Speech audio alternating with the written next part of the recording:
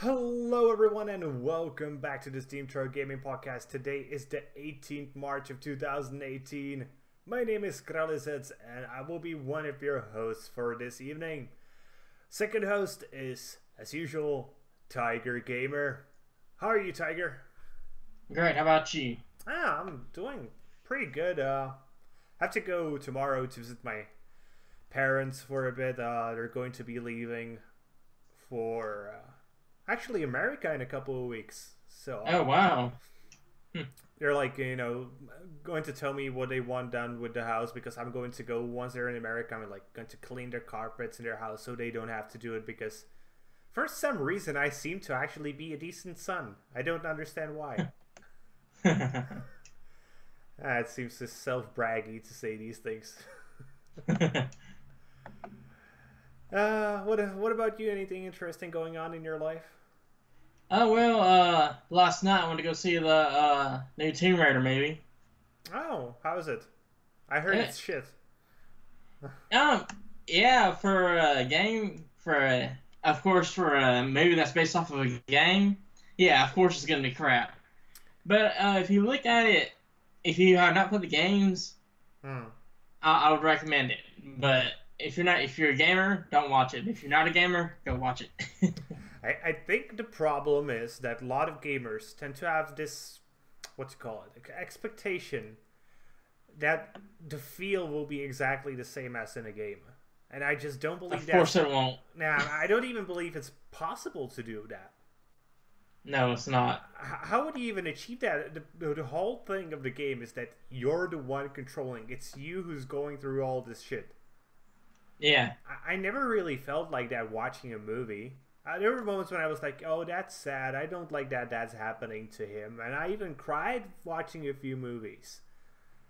But it's never been me. It's a completely different experience. Yeah. Oh, either way, we're here to talk about video games. So what have you been playing this week?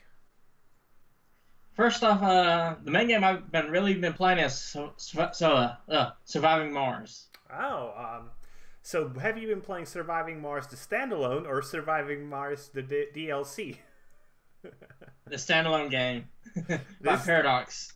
This still baffles me, that fact that they managed to release the same exact, almost like but it's just ridiculous to a degree. Like, I wonder which one of those were like more pissed when they found out about the other.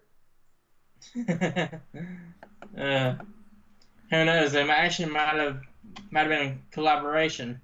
Oh, that would be really dumb by both studios, I think. Yeah. It's the same thing. Like, you may have a good game. What's the one with what is the Battleborn? I think it was. Yeah. Yeah, Battleborn. It was a good game. It just released at a ridiculously bad day. Like, just give it a month, and people who didn't like Overwatch would come and try out your game. But as it stood, it was just like either Overwatch or Battleborn, and guess what people chose? Overwatch. Yes.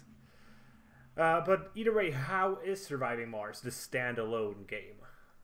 It's actually pretty decent. I'll say this. At first, the game is a survival city building game, and just the slightest miscalculation could destroy your entire colony. That's pretty obvious that would happen now. When I'm looking at the reviews on Steam, like, there's actually quite a few that don't like it. So one of them calls it Toilet Flush and Rock Hauling Manager Mars Edition.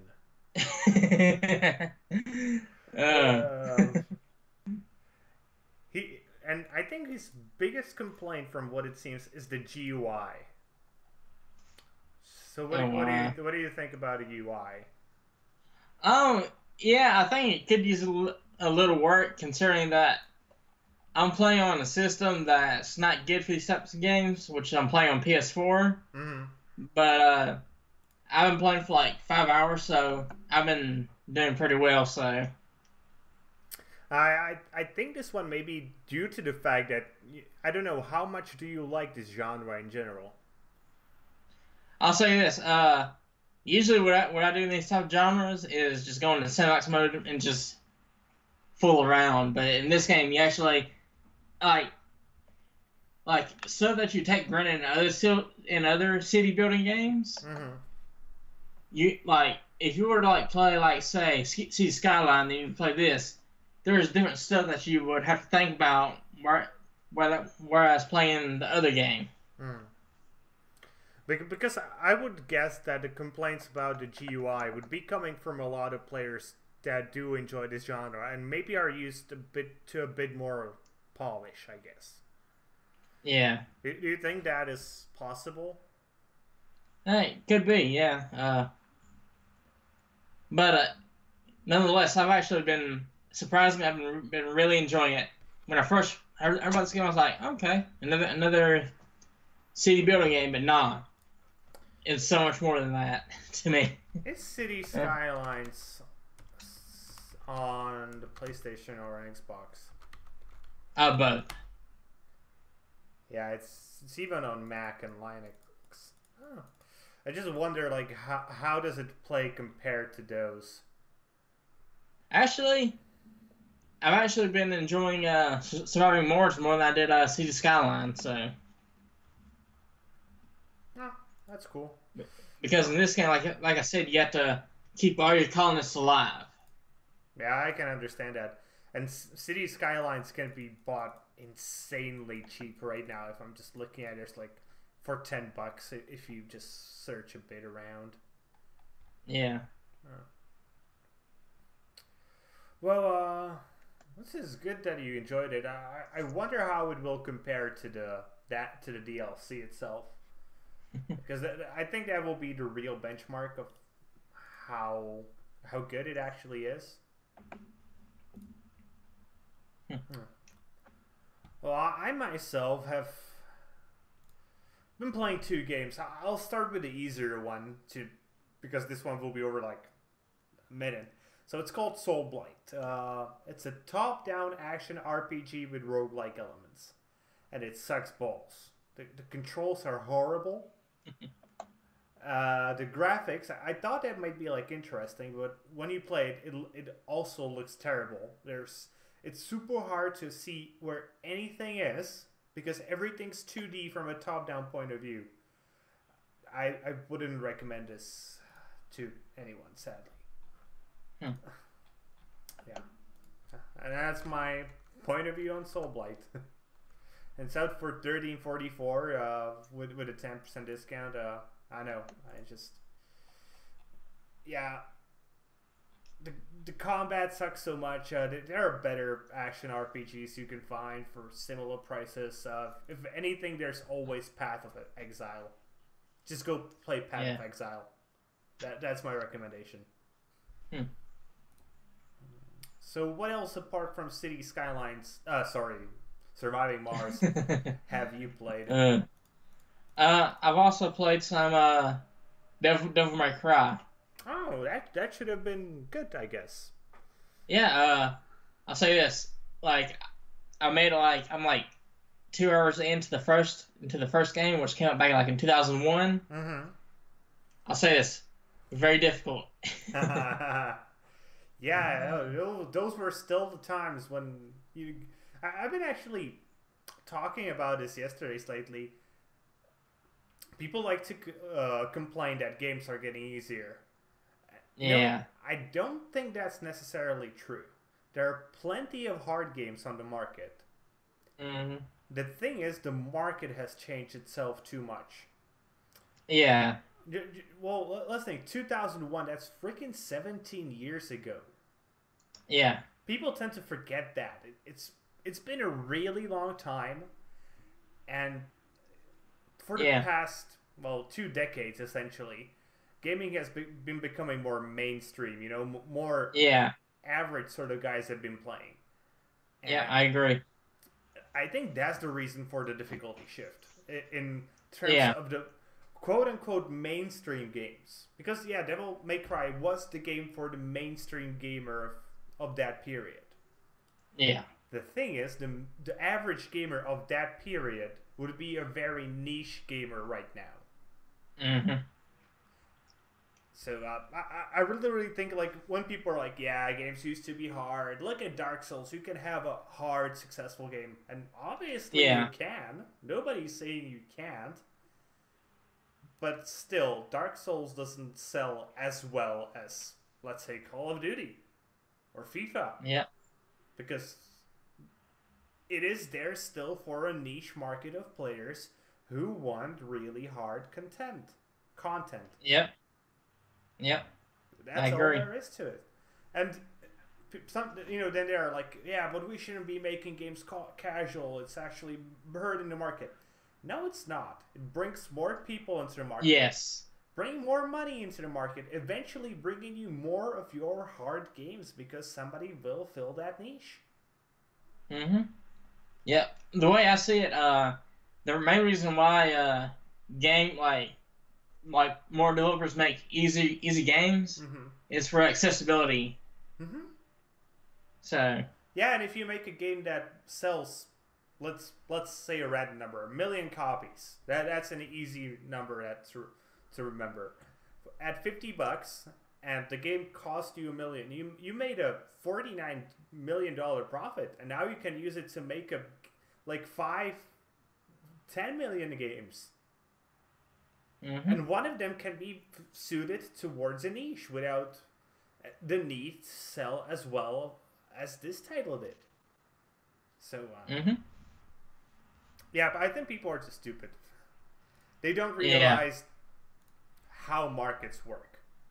Yeah, and also, like me, I'm a newcomer to the Devil May Cry series. Back when this game first came out, I was playing like Jak and Daxter Sly Cooper on my PS2, and I'll say this: I'm surprised I haven't seen it yet, but people are gonna start comparing Devil May Cry to Dark Souls, which I'm surprised I have not seen that yet. It's supposed to be the opposite.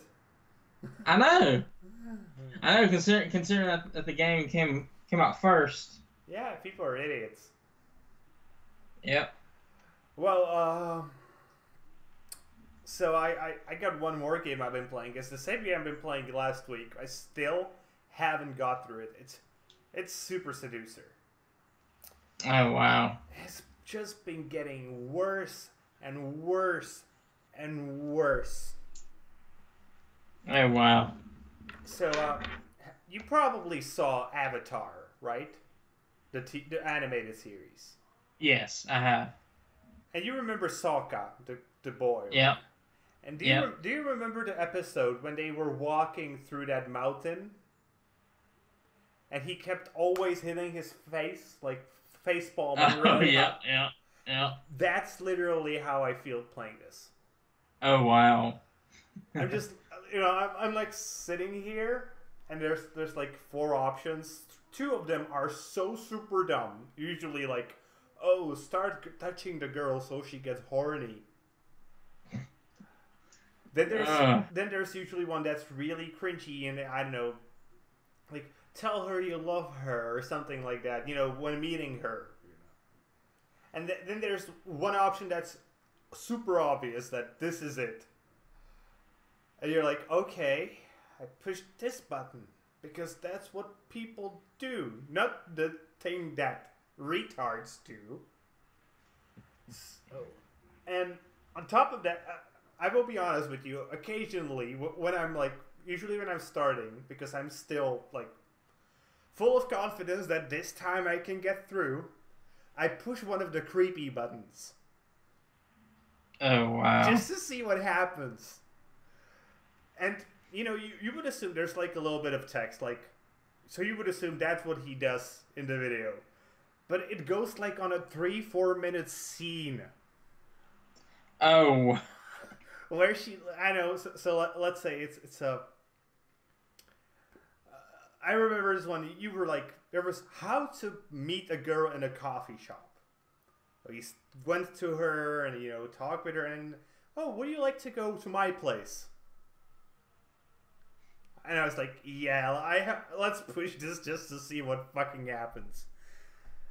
And, you know, if you even were dumb enough to say this, I'd assume when she said no, you would just walk away. No, it goes on a rant like, oh, I didn't even want you at my house, you stupid. I just sit here, Oh, wow. like, half of myself is laughing. And the other is just cringing. And I have an interview promised from this guy.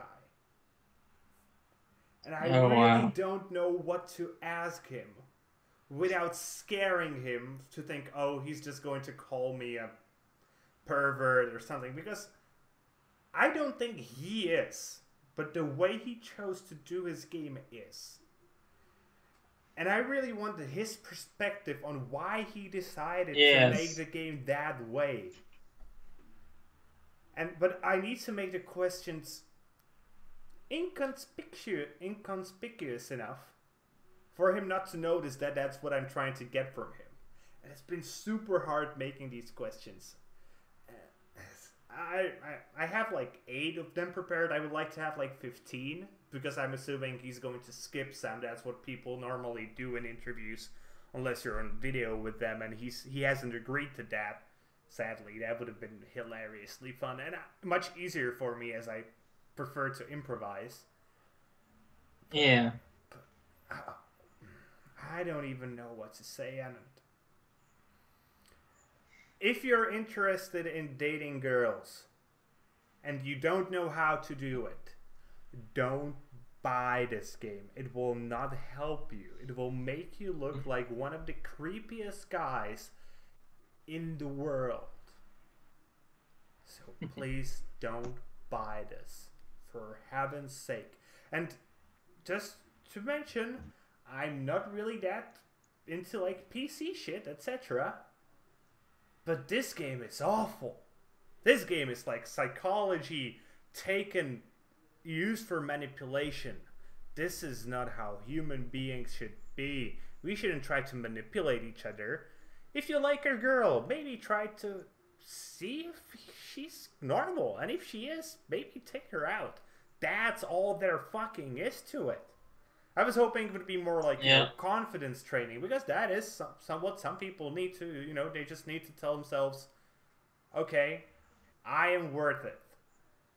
But this game isn't about that. This game is about, okay, so if you want to go closer to the girl's inner space, you need to do this, because then she will feel safer around you. And I'm like, what? Are you a psychopath? Because that's what it sounds like to me. This guy is, I honestly think, if not a psychopath, then a sociopath a bit for freaking sure. So that's Super Seducer. I'll let you go on to the next one because... Going back to the games I played, on the opposite end of the difficulty curve is Kirby Star Allies, which is a very easy game. Okay, so you had one hard game and then something to calm your nerves. Yeah, but actually, like at first, Devil May Cry was whooping my butt, but after a bit, I got pretty good at it, so hasn't whooped my butt since. But yeah, it's just another Kirby game. You can play it to like the other place if you want to, but you have a good. They did a good job programming your AI partners. So. Oh, that's good, because that would have been a big concern for me. Yeah, but hey, it's just another Switch game to add to the console. Oh, that's nice.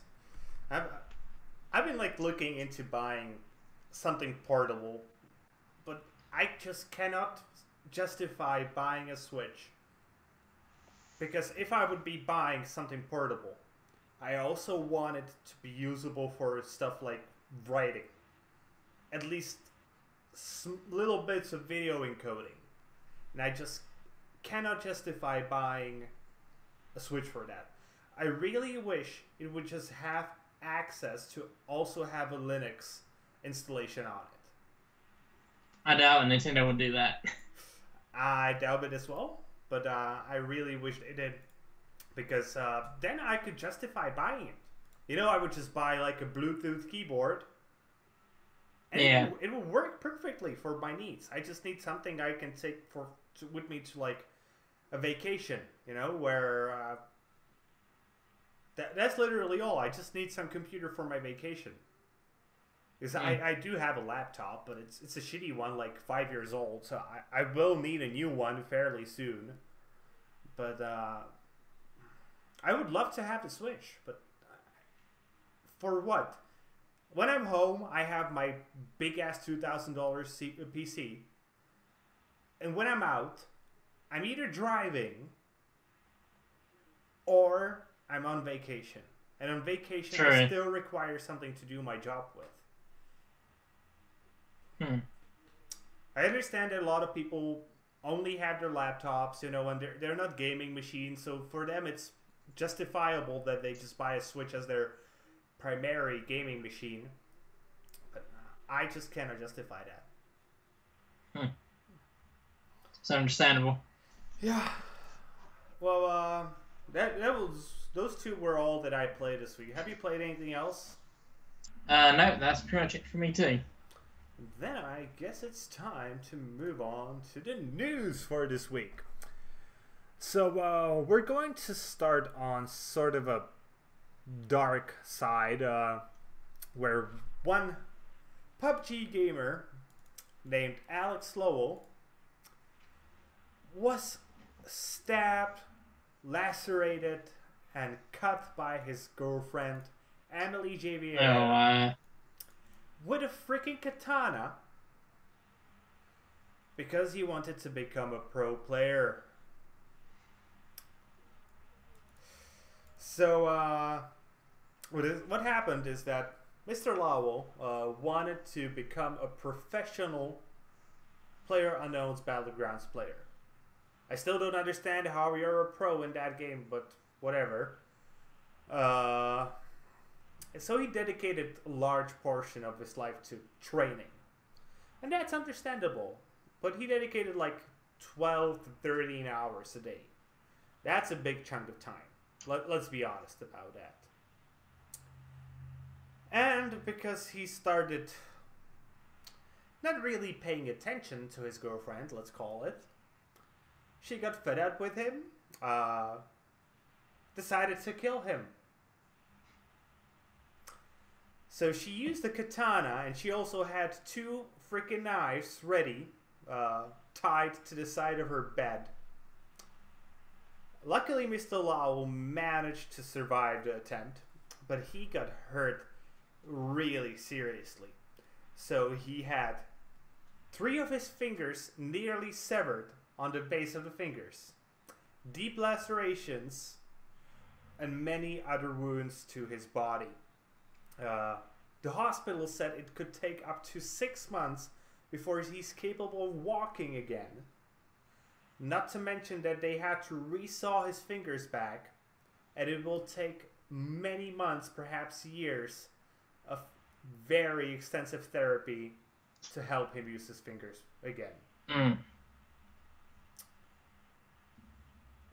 So that's pretty much the news. The only other thing is the lady, she actually called the police when she realized how much of an idiot she was being. Of course. Yet she pled not guilty to attempted murder.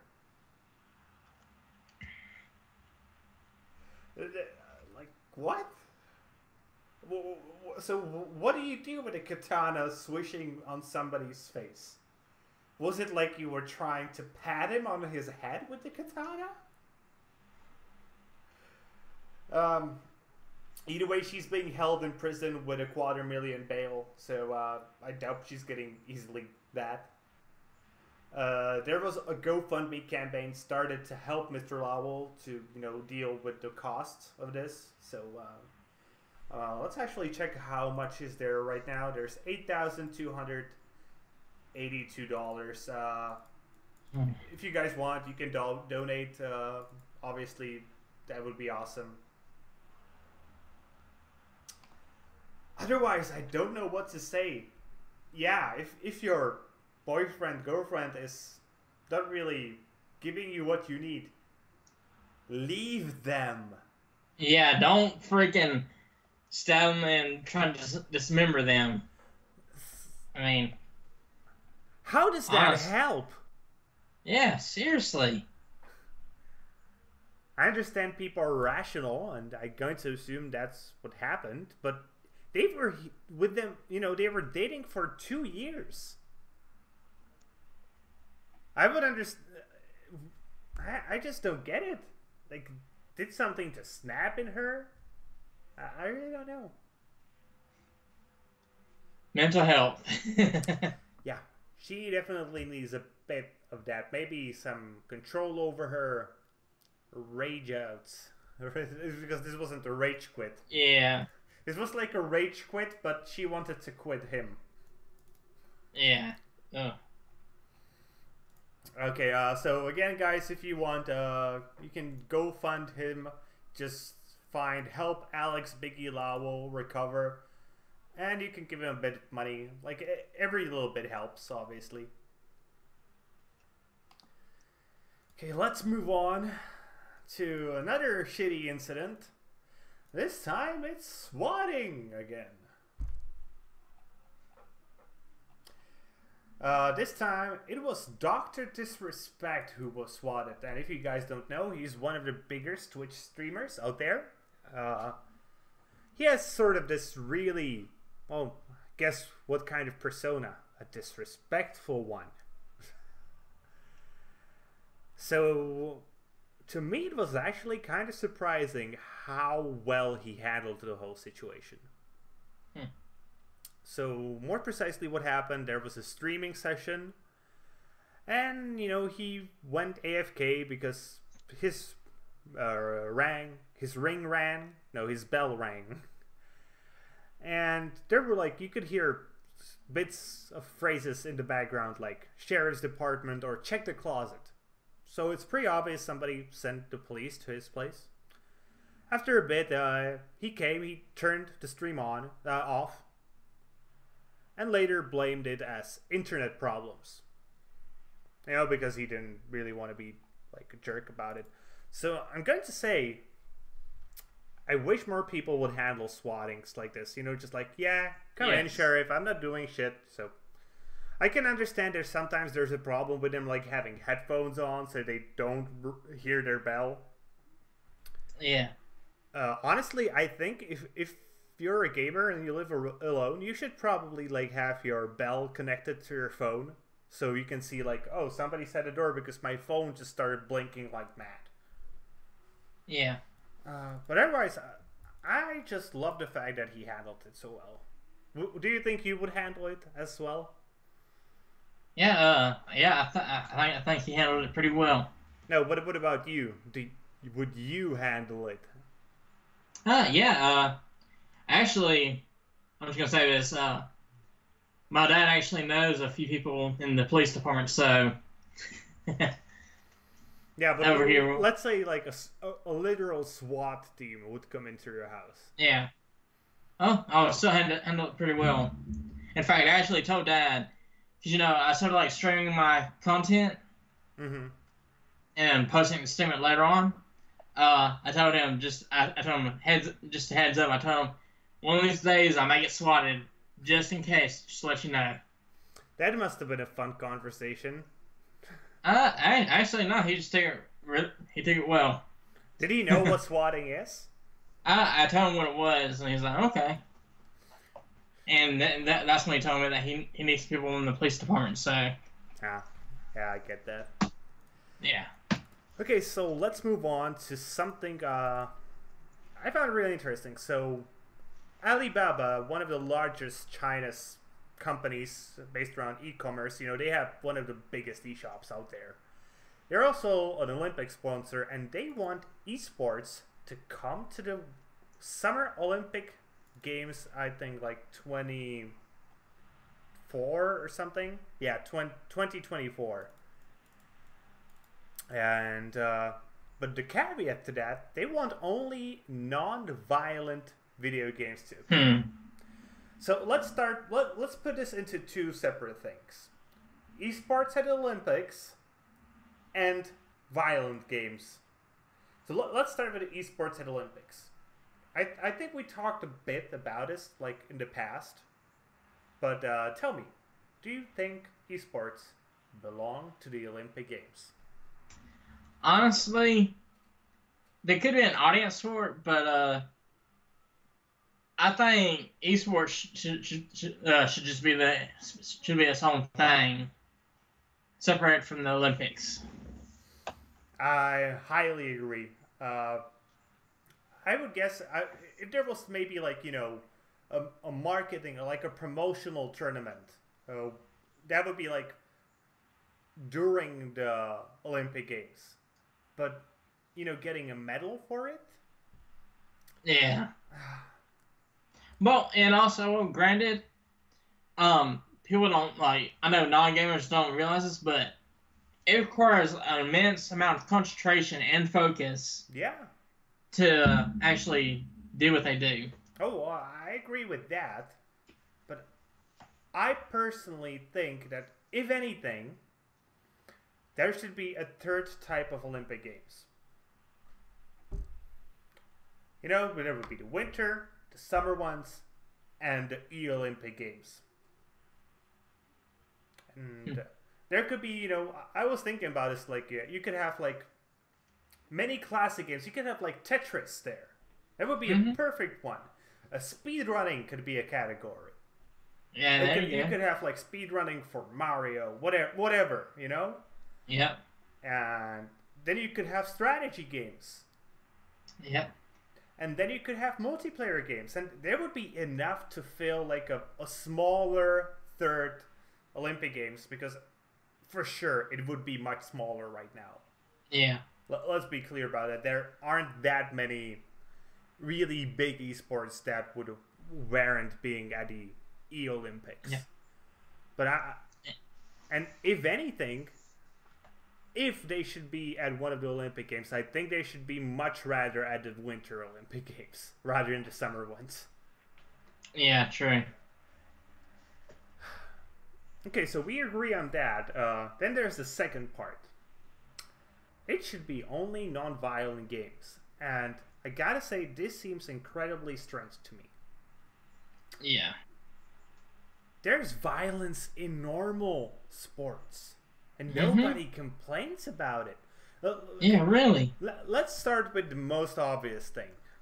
There's box.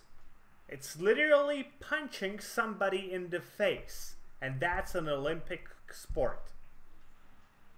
Not to mention that any sort of team sport always has violence in it in terms of falls.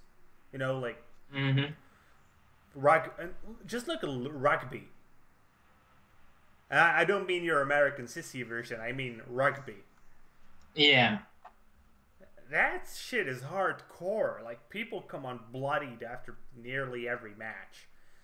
And even, like, football, classic football, in your words, soccer. I know that people sometimes like to complain that a lot of the players tend to overact their falls, etc. But that's part of the strategy, because, it can buy you like a valuable free shot at their goal, or etc. But sometimes the shit you see happening in football, like, I've seen somebody just get pissed at somebody who was actually faking it and coming to them and kicking them in their head. I know it's against the rules, but it's still part of the sport. Yeah. And not to mention that, so if they said, okay, so violent games, okay, like fighters, but no shooters. Bitch, there's actual shooting at the Olympics. You just take a pistol and shoot as best as you can. Obviously, they're not shooting at people, but there's archery if you want to go more old school. Or at the Winter Olympics, there's the biathlon. That sport where they run on cross-country skis and they run for like 5 miles, then come and shoot, and then they run again. That's a sport, and it's really popular. Yeah. So why not violent games? Yeah. I'll say this, and this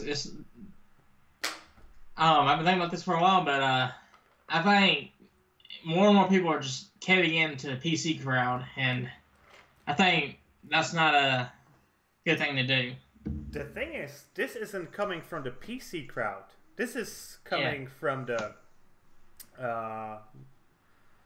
Republican part of America, which has been pretty anti-PC in general. This is I don't think this is PC. I think this is just old people. Yeah, that too. Yep. And you know, on top of that, I've been thinking, like, what about, let's say, Rocket League? Would you classify that as a violent game? No. But you can just drive through somebody's car and make it explode. Yeah. Would that qualify? Would that be okay to have at the Olympics? Possibly. But, like you said, it's the older generation that's complaining about this, shoot, they can classify just about anything as violent.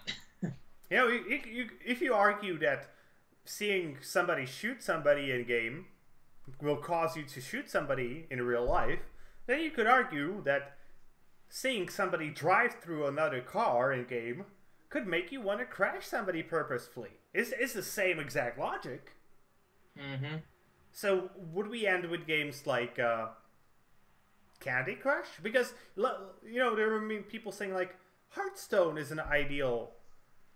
Have you seen Hearthstone? Yes, I have, and I will not watch that. It's actually fun to watch if the players are good. But the thing is, the game is about beating the other's face. Yeah. With cards, yes. But still, you can take this anywhere, I think. Like, you would be left with a few racing games where you cannot crash because you're driving individually like laps. And then games like Candy Crush, I think. I don't really know what else could be there. Like, FIFA, but yeah, okay. But you already have you already have football, so yeah. Who would watch FIFA rather than watching football? Mm-hmm. And soccer, whatever. Nobody in their right mind. Nobody. Yeah. But I will say this though, like going back to Rocket League, I think that would be a good Olympic esport right there. Yeah, Rocket League. I'm still saying this. Rocket League is the best esport to try to present to the mainstream public. Yes. There literally isn't a better esport for it, and it would, like, the most fun thing would be to, like, start a league, and you would have like 5-minute matches, like 10-minute matches on most. And you could, like, fill little blanks in the rest of your program with it. And on top of that, everybody understands what's going on in Rocket League. Yeah. Just pretty much, it's football with RC cars. RC cars, yep. With rockets. Yeah. Now, I still think, like, I can show this game to my father, and he will get what the point of the game is. And he will be like, oh god, those guys are impressive. How the fuck are they doing that? Because he's seen me play, and I'm actually semi-decent. I'm, like, bordering on diamond, but what some people can do is just bafflingly insane. Yes. So, I don't think video games should go to the Olympics. And if, then I think there's no argument for it being just non-violent games, even if you could actually say that what is a non-violent game. Yeah, and if they do decide to bring esports to the Olympics, Rocket League is a good choice. Yeah. Okay, let's move on. We're going to... This is the end of the bad section. This is the last one. Yeah. So the Fallout 3 remake, which was supposed to be a mod for Fallout 4, so if you wanted better graphics or something like that, has been sadly cancelled due to legal issues. Yeah. Yeah, happens. I don't think there's more to say about it. It's just sad. Honestly, I'm surprised it took them. I saw this coming a long time ago. Because, I mean, shoot, they were trying to remake Fallout 3 and Fallout 4 and try and have the voice actors of some of the celebrities, but I'm surprised they didn't cancel it sooner instead of wasting an entire year on it to come up fruitless. Well, there's one thing that makes me sort of scared about this. So, do you know Skyblivion and Skywind? Yes. It makes me worry for the future of those. Well, if you really think about it, Fallout 3 had like some big voice actors in it, like Ron Perlman, Liam Neeson. Yeah. I mean, I'm hoping they can do it and that it will be finished one day because, let's be honest, the combat mechanics of Skyrim, while not great, are still much better than Oblivion's or Morrowind's. Yeah. But the storylines of both of those games are better. I would really prefer to play Skyblivion first, but Skywind seems to be the one people want more, so I'm guessing that will be first. Yeah. But, I mean, I can understand why they decided to cancel it because, I mean, like, these voice actors are synonymous with Fallout 3. If you were to replace the voice actors of Fallout 3... Yeah, it wouldn't sound like Fallout 3 anymore. Yeah. I agree, yeah. So let's move on from this. Let's start with the good news. So Fortnite Battle Royale is now entering its testing period on iOS with invites being sent out. So, likely nobody here has an invite. I certainly don't, just because I don't have an iOS device. Same here. But it should come to Android eventually. That's what they're saying. Somewhere later in 2018. And I will still not play it. Yeah. I'll say this, though. The one thing that I hope Epic is planning on doing is they absolutely need to bring Fortnite to the Switch. Yeah, that's where it should be fun. Also, there is already a free-to-play game competing with Fortnite on Android called Fortcraft. Wow. It's in testing, but it actually looks good. I will be honest with you. It does look good. And so I think Fortnite will succeed overall just because of its brand. Yes. But it also looks actually pretty good. But otherwise, it's the same exact thing. Yeah. Okay, next piece of news. Well, let's keep it in the Fortnite region. So on E3, there's going to be a big event where 50 celebrities will play against 50 pro players in Fortnite Battle Royale.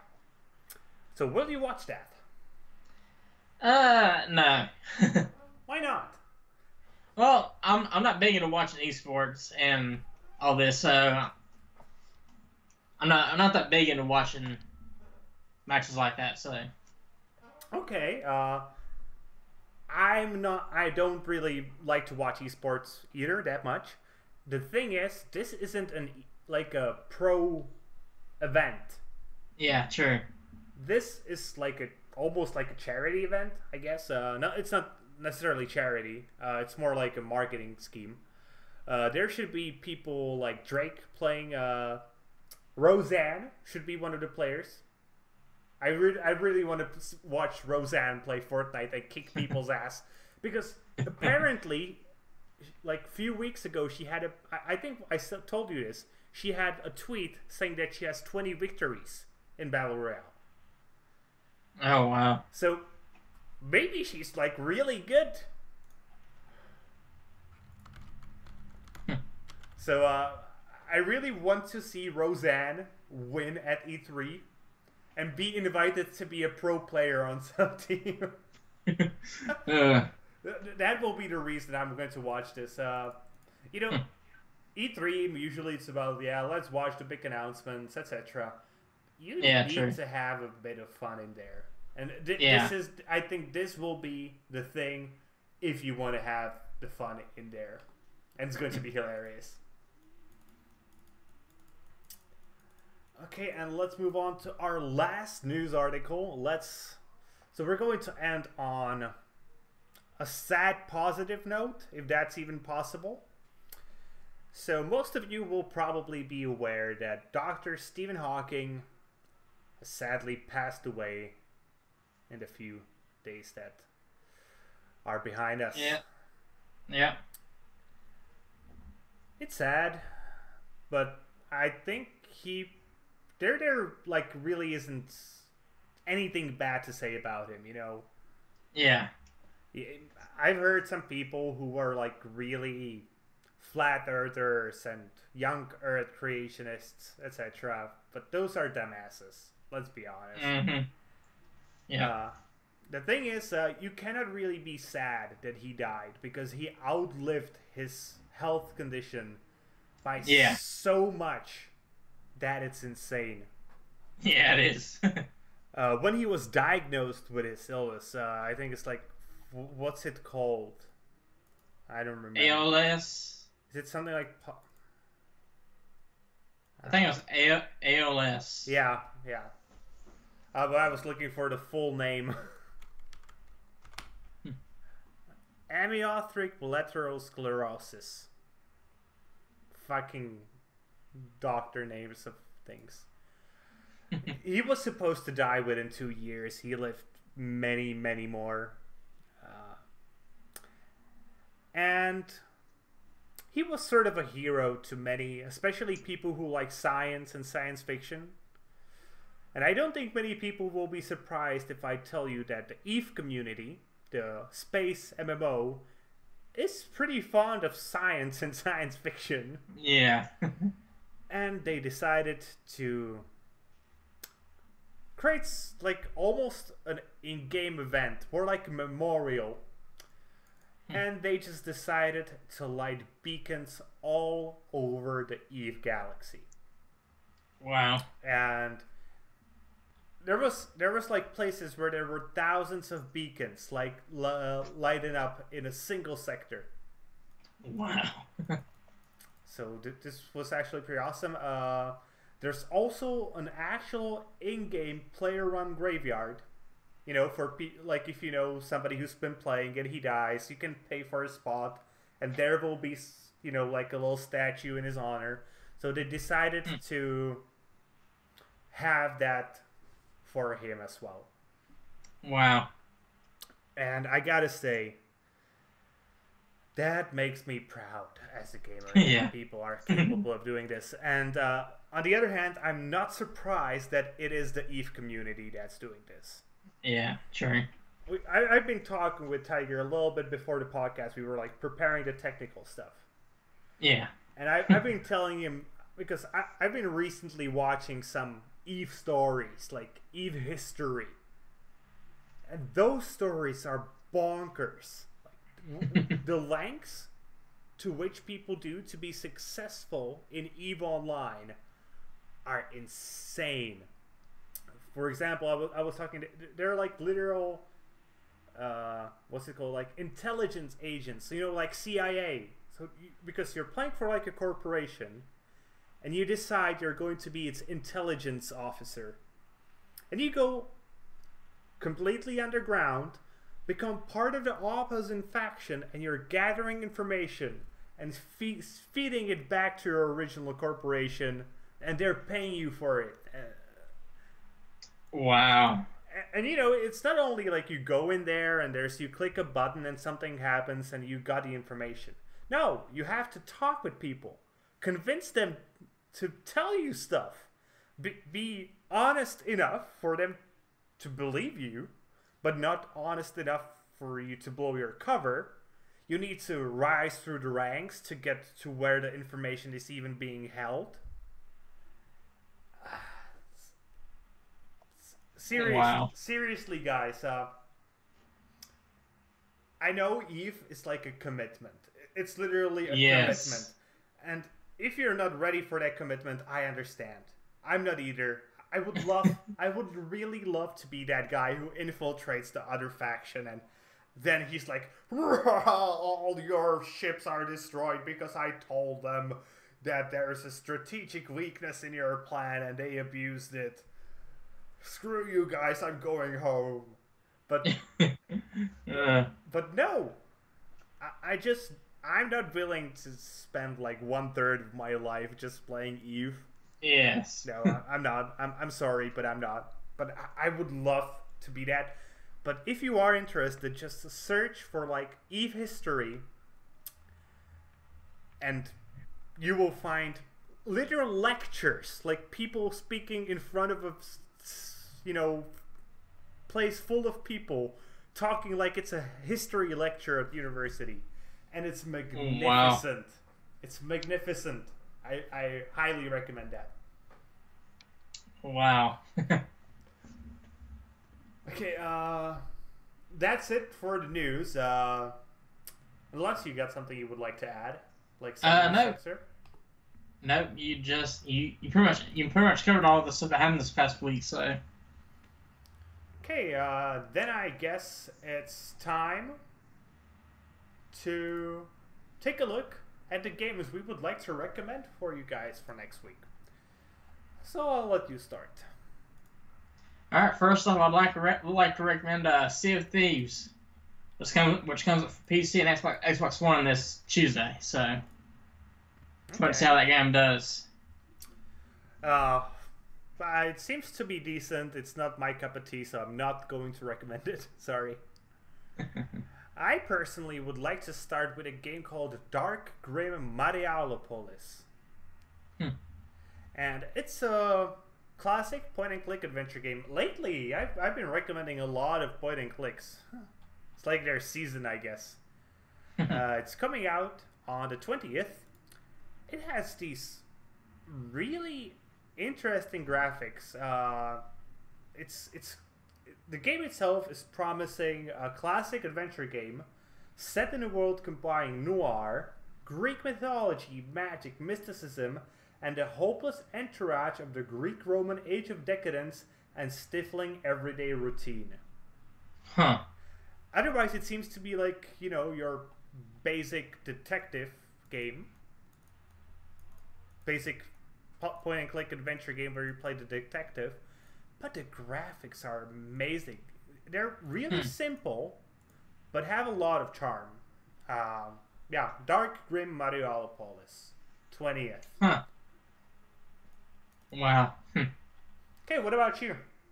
Next up, I'd like to recommend A Way Out, which comes out on the 23rd. I'm with you on that one. 23rd, it's either on what's the EA's one, Origin, or on the PlayStation, Xbox stuff. Yeah. Yeah. Obviously, you can pre-order now. Don't do it. Wait for the release. Yeah. You don't know. Maybe there's some technical problems, so you cannot play like the first week. Just wait. You won't lose anything. Buy it the moment you want to start playing. Don't pre-order stuff unless you 100% know you want to. Yep. Okay. Anything else? And next, I'd like to recommend Ni no Kuni 2: Revenant Kingdom, which also comes out on the 23rd. What's that? It's like a Japanese RPG. The art style is reminiscent of Ghibli films. So. Okay. So that's not really my cup of tea either. But what can you do? just say on that. just so you know, the game comes out for PS4 and PC. So Yeah. Okay. That's it, I guess, for the recommendations. So it's time to slowly bring the show to an end. yes. And as the tradition is, let's do shilling. Yeah. Alright, you can find me on YouTube as Tygergamer. You can find me on Steam at Tygergamer. And you can find myself as Kralizec Gaming on YouTube and as Kralizec on Steam. Both of our names are right under our pictures. With that being said, that's going to be it for today, guys. I hope you enjoyed today's show. If you did, please consider giving us a thumbs up here on YouTube and subscribing to the channel. If you're watching this on Steam, maybe you want to give us an upvote and follow the blog. Either way, be sure to leave a comment. Be sure to subscribe to both of our channels and follow both of our blogs.